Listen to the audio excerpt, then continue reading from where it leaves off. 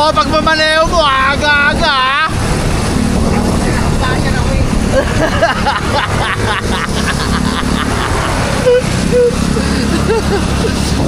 Ay, ikaw mag-intro. Sasabihin mo sa muna. Dito dyan naman sasabihin. O, ayan. Sasabihin. Teka lang. Another day, another day. Okay, 1, 2. Another day, another delivery. Naka-orange na yun. Nakita mo naka-black na yun. Traffic pa ka eh. Wala namang pasok ang mga estudyante eh. Kaya walang pasok sa amin ng mga estudyante ngayon. Kinansel lang kagabi ng DILG Laguna at ang mga karating bayan, lalawigan, no? So alam na this, yun nga, napapost ako kanina tungkol sa kung meron bang nakafollow sa akin sa San Pedro Hub. Kasi nga yung tropa sa San Pedro ay hindi na-receive yung parcel niya. Bayad na yun. Nag-complain sa akin kasi 24 pa na-deliver. Ngayon lang kasi niya na-chat na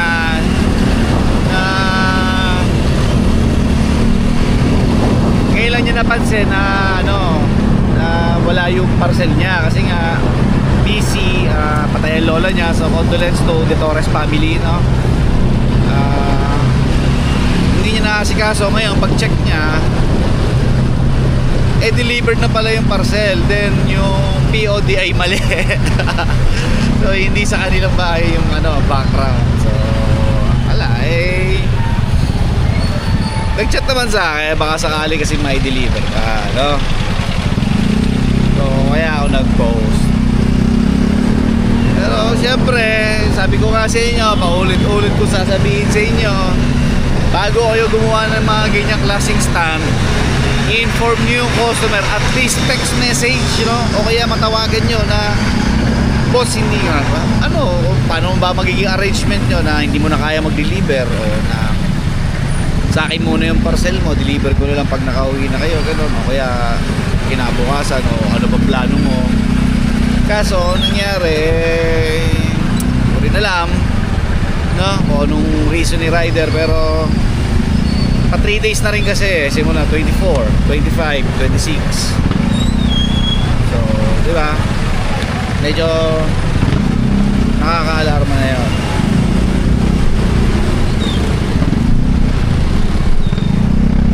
At syempre, hindi rin naman pinupulot ang pera at ang presyo nun ay nasa 900 plus.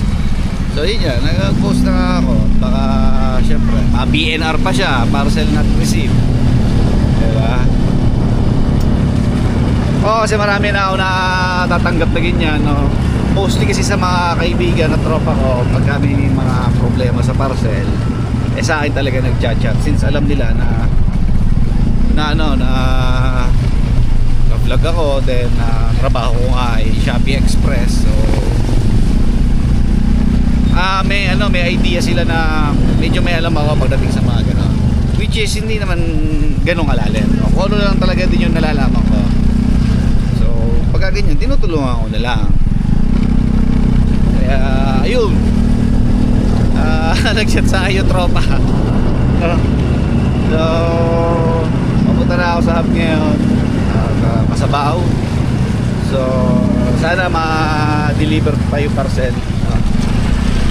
Bago tuluyang mag-complain si customer o yung kaibigan ko. Kasi medyo mabigat din talaga ngayon ang PNR. Bigat yan. Kung ano mangyari, sana ma-deliver talaga, no? Sana madala, sana nasa motor mo lang, nakalimutan mo lang i-deliver, no? Nagalangan ka sa oras, wala namang problema sa ganon, no? Pero sana talaga ma-deliver. Paano naman intro natin, 4 minutes na kagad. So mamaya na ulit. Tama na akong half drive muna ako.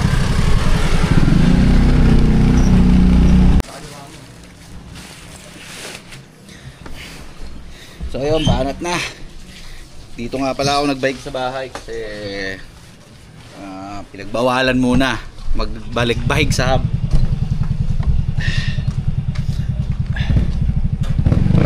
Takina mo, maambo na naman. Pero mga kapote ng kuya mo, wala yung kapote ko.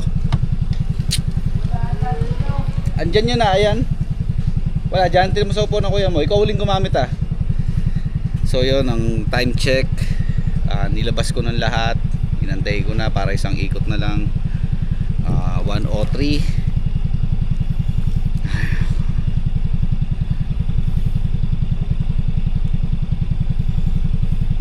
Wag na, Jer. Wag na.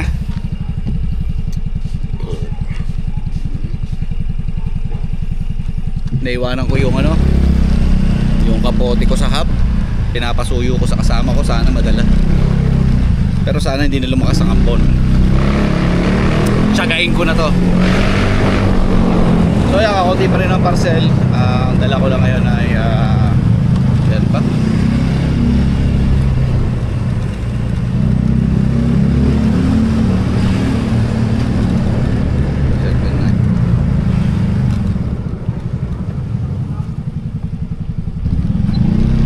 $130 pala.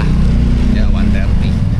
So kung di ako nagbigay doon sa bago, siguro palo pa na 150. Mga 20 lang ata na ibigay ko sa kanya na parcel.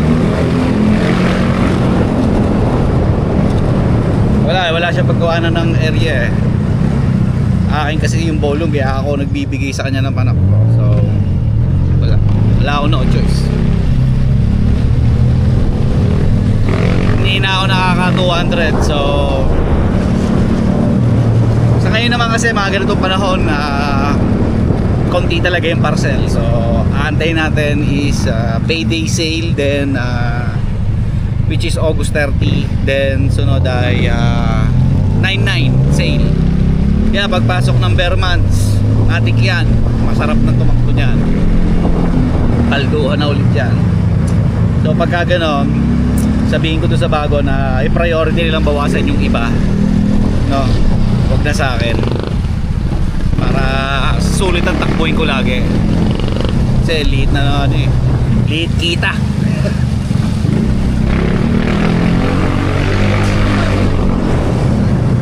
Ay pre, pare ko nga pala si Aris. Racing ako, ay gawa na, hindi ko na nakakatigil. Puta, nung oras na eh.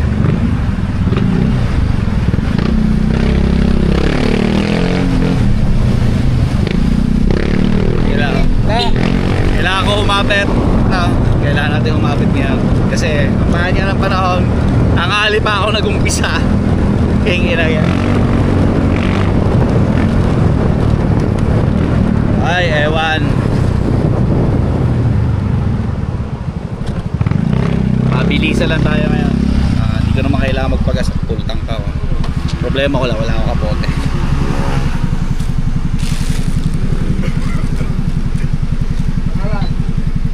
Kay lorry ka lang to, 6640, 106.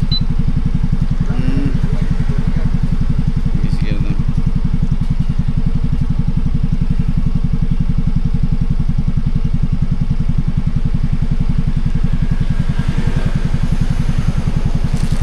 Natin to, iwan na natin sa guard. Kasi nag-text na siya sa akin na i-Gcash na lang daw niya.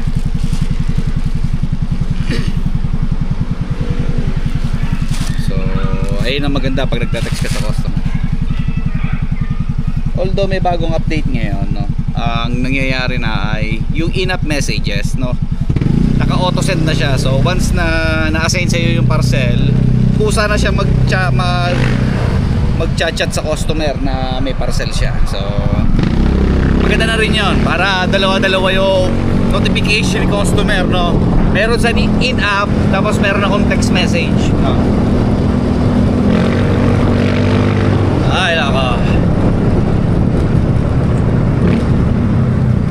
So 4 minutes kanina, tapos 4 minutes ngayon. Tatapos natin yung vlog ah.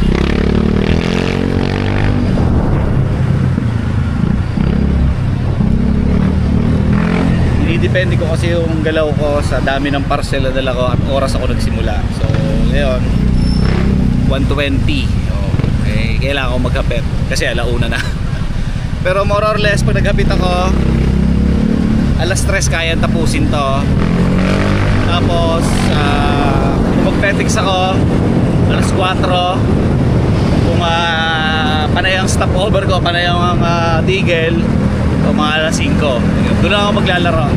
Pero syempre, mahirap lang ngayon. Tinatawagan nila yung on hold sa hub. Tinatawagan nila baka nasa bahay na o nakauwi na o ano man. So baka isakto ko na ng alas 4 tapos ko, no? Para pagpunta ko sa hub kasi alam ko mga alas 4 pa pwede mag on hold. Pero yung iba naman alas 3 nagpupunta na doon pag konti yung on hold mo. So kailangan konti yung on hold ko. Dun yun sa hub namin. Depende na lang sa hub nyo, no? Iba-iba ka nga kasi yan. So syempre iba-iba ang hub lead natin, iba-iba yung diskarte natin, di ba? Kami na ulit sa area na. So yun na nga, di ko na nga nag-video masyado sa Metro Gay sa Howard, no? Kasi nag-aapit talaga ako at ito na nga bubuhos yung ulan, no? Kailangan ko na makatawid sa Metro Gate.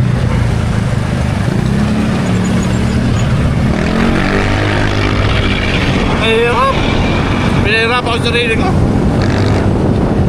Ang pahit ng panahon, may bagyo nga pala.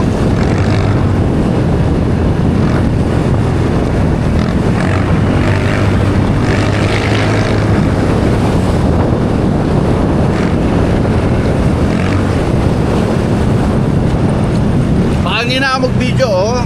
Oh, tama, hindi na pala ako mag-video na ano. Delivery ngayong araw. Bahala na kayo dyan. Kain ko muna to. Although, ilang piraso na lang ba to?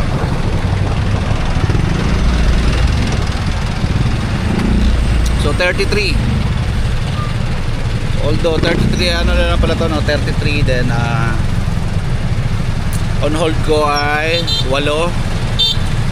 Bahala si Batman. So papasok na ako ng Metro Gate. So yun nga, tapos ko na yung video dito, guys, no?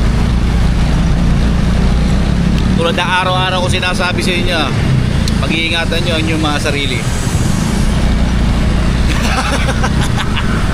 Hapit muna at grabe ang dilim.